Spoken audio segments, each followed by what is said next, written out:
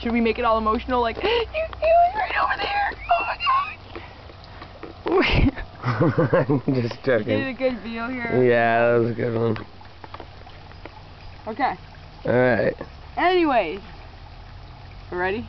Yeah, we're on the clock. Oh, we're going. Okay. So he was sitting over there. So I walked over, I grabbed him out of the water and him in both hands so we wouldn't fall. And I put him on the ground right over there. Liar! No!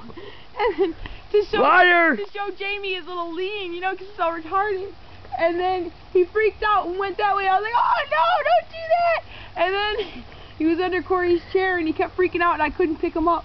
So I just tried scooting him towards the water so that he wouldn't die out there and dry out and shit. You gave him a heart attack. And every time he tried to jump, he'd land on his back and like freak out more.